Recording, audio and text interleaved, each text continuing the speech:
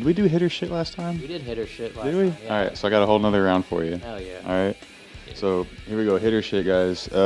First thing on the hitter shit list, carrying a pick in your wallet. I do that all the time. I do too. I mean, I not just my Guilty. wallet. I have the little pocket in my the little. I don't even know what that pocket's meant for, but That's a pickpocket, dude. Yeah.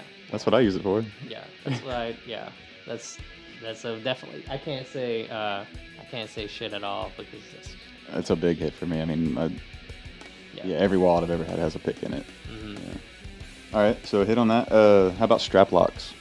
I mean, hit. I mean, Yeah, so I see you got them. Well, this one's kind of. So I will say this is a strap lock, but it's a little different because it's not like the Dunlop one where you like have a normal strap and you put that thing on.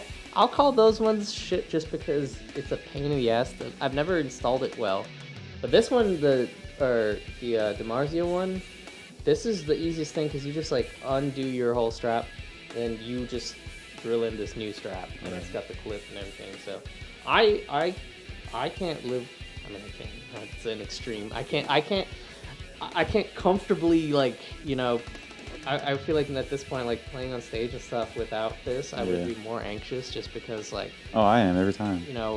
Some of my guitars at home, it's like they'll just break out, and I'm like, imagine that happening on stage. Dude, that would be like nightmare. Yeah, that'd be really. We've all seen the videos. Yeah. Guitars just drop. Yeah, and like you just be. It would be startling and. Oh, so embarrassing. So much sound. Yeah. Yeah, so much sound. Yeah. Exactly. Oh, dude, so bad. Yeah, definitely hit. Definitely hit.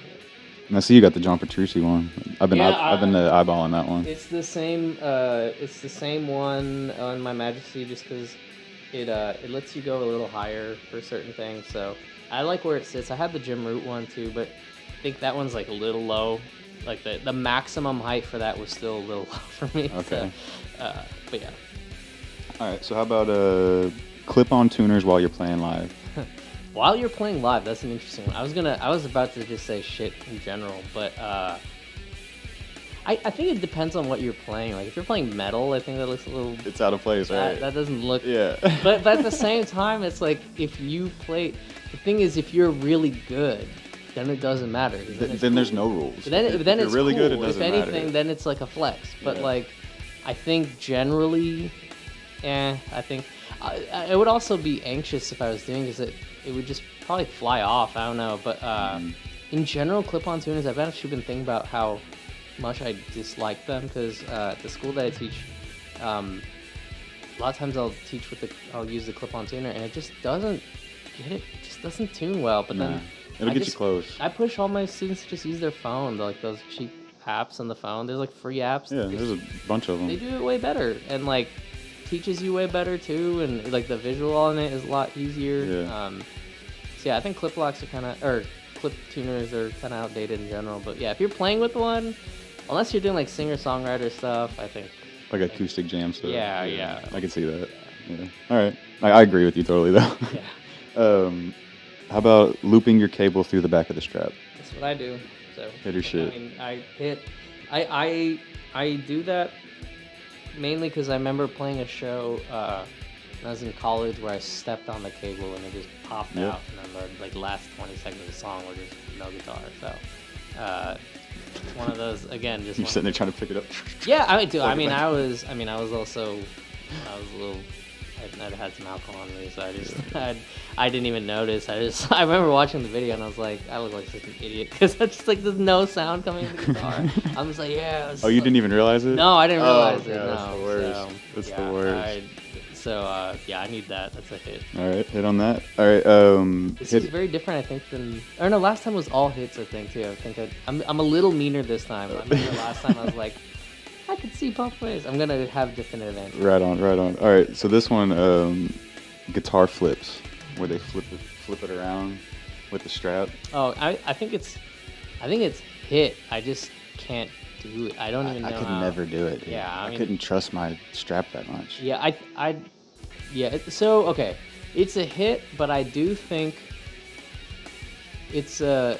I think it depends on what you're playing, because because one of the things is like, crowd engagement, all that stuff is really important, and like depending on the style of music you're playing. Obviously, if you play like really, super technical stuff. I'd rather see a band that is locked in and playing it really well. And because if the music really depends on the technicality, I'd rather see you do that. Like Meshuggah, they don't move on stage. They don't do anything on stage really. And like the guitarist rather, and like they're head bobbing, but like they're not doing a lot. But that's not preventing people from like going off, because if Meshuggah wasn't tight, you wouldn't like them. Exactly. So I think sometimes it's like if you see a band that's like doing that stuff, but the music's gotta be tight, then I think it's like detracting from it. I get that. So, no, I saw Suicide Silence a few years ago, and their guitars don't even move. Yeah. They're just in that power stance the whole time, locked in, dude. And like for that kind of stuff, it's it's like I feel like there's a specific genre of metal that like you can do that with, and even then it's like I feel like you still probably have one person in the band still locking in, and then it's like you can have maybe that's why you have like two guitarists or something. You get one person do the acrobatics and then one person who's just like locked in. But yeah, I don't know. I couldn't even do it if I tried. So. I don't want to. That's what I'm saying. Like I don't even have like an inkling to do it. Like I don't want to. I've got some nice guitars. I don't want to mess with those. Exactly. You ever seen those videos of like people throwing their guitar to their tech? Whoa. My bad. People I throwing. thought that was me. I pulled your headphones. No, but people like throw their guitar to their tech and it just like just drops. Yeah, there is. Is that better? Yeah. So they throw their guitar up. Yeah, it's like I saw Tom Morello throw his guitar to his tech, and he missed it and it just went. Oh yeah, no, I haven't seen that, but I thought you meant like they just toss it up at the end, like at the Who from like the. No, like at the end of the song, like their tech's on the side stage, and they take it. To throw it. It takes like 5 extra seconds to just walk up. I guess if you have the money and you have the liability that you're not the one who, or I guess the assurance that you're not liable for that injury. It's probably a free guitar. Yeah, I just I couldn't. Yeah. No. Same. All right, so hit or shit, Dadgad. I love that. That's what I used, or hit. That's what I used for my song Slippy Toad, actually. Yeah. Dadgad. I've actually wanted to. I want to use it for this new album, and originally I was writing some stuff in it, but I moved away from it only because I was doing more leads and stuff on it, and it's just a little bit more work to like try to relearn all the soloing and stuff. You write different leads and learning stuff all the on it. phrasing. Yeah, but I wanted to write some more like traditional leads, like some. Actually, I'm trying to write some more like 70s rock, like kind of just like classic rock solos and stuff. And that in Dadgad is just annoying to play. Like the first two strings or these two strings are fine, but then like beyond that it's just like that one string kind of throws it off. But Dadgad's really cool, especially for metal. I think it's slept on because there's so much cool voicings you can do with Dadgad, and like this chord, I used to do this a lot in Dadgad, where in standard it's, but in Dadgad it's just like 1, 2, 3. It's just like a very easy. Sounds weird in standard, but when you do that in Dadgad, it's very easy. Or you can just keep going. And when you do that, it's just like octave, 2 octaves. So a lot of times I'll just go to that open octave, and I don't know. It's cool to play around with tunings. I think you should play around with them just to like experiment. Yeah. Like we were saying earlier, they make different sounds, different tools. So guitar's a lot about shapes too. It's like yes, there's scales and all that kind of stuff, but like the physical patterns of what you're doing when you change those. Like I found it inconvenient for what I was trying to achieve, but at the same time, I was writing different stuff. So. Hey, shout out to everybody in the chat right now. There's like a shitload of people in the chat. Oh, hell yeah. Look at that. Hell yeah. Nice. I don't think we've ever had that many people. Yeah. That's what's up. Well, hell yeah. Thanks for joining this for 2 rounds of this. Yeah. Yeah. All right. So last thing on hit or shit, wah pedals. I'm actually a little annoyed because I have a expression pedal for my Axe effects, but it's broken. It's not working. But I really want to do some I actually have a solo that I wrote for a new song that's very like. I don't want.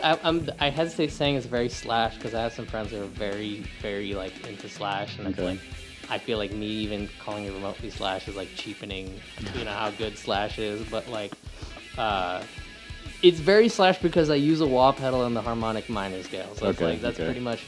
But I think the wah is like. You're talking about Tom Morello. I was actually thinking about. I really wanted to mess around with it to do this like.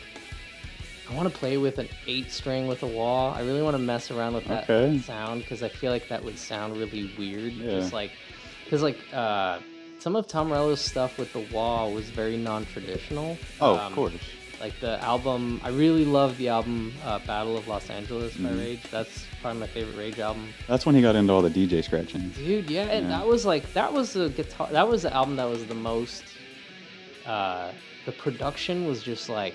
The most crisp Rage Against the Machine. Like, their production's always on point.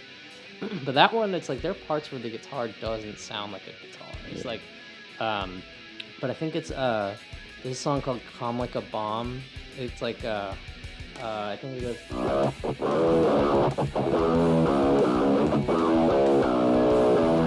Something like that, but he does like a wow. He does a lot of those single note riffs too. Yeah. When I think about it. Yeah, he does a lot of that. But he's doing that low tune, just pentatonic thing, and when he in the verse when Zach De Rocha is rapping, he's just like wow, wow, wow, wow. It's like it feels very different when it's a really low tune because when you play the normal high pitched solo stuff, it's very you're used to it. It's like the wah is more subtle or whatever, but like. When you play a low tune, it's a lot more accentuated. It literally sounds like wah wah wah. But well, he's using his toggle switch as a kill switch. Yeah, and I think it would sound so interesting, and I'm determined to make it sound cool with an 8-string to just like make it sound like some like beefy orc. That's interesting. I'd be interested to hearing that. Actually, the wah is also so when I teach, especially when I teach like 6 or 7-year-olds. The auto wah, so the school has all these Line 6 Spider amps, like the Spider 4s. Yeah, those amps are fucking badass. We already know about the Line 6. Yeah, those Line 6 amps have everything you need pretty much. And the auto wah section on it, there's like a preset that's just called auto wah. Okay. And if a lesson is getting stale at any point, you just go to the auto wah because it makes playing like if you're playing right, but when it's like wah wah wah, it's like they just love it. It's so funny. They're like having a good time, and it's like I love that feature just because it's like made my job easier. So, yeah.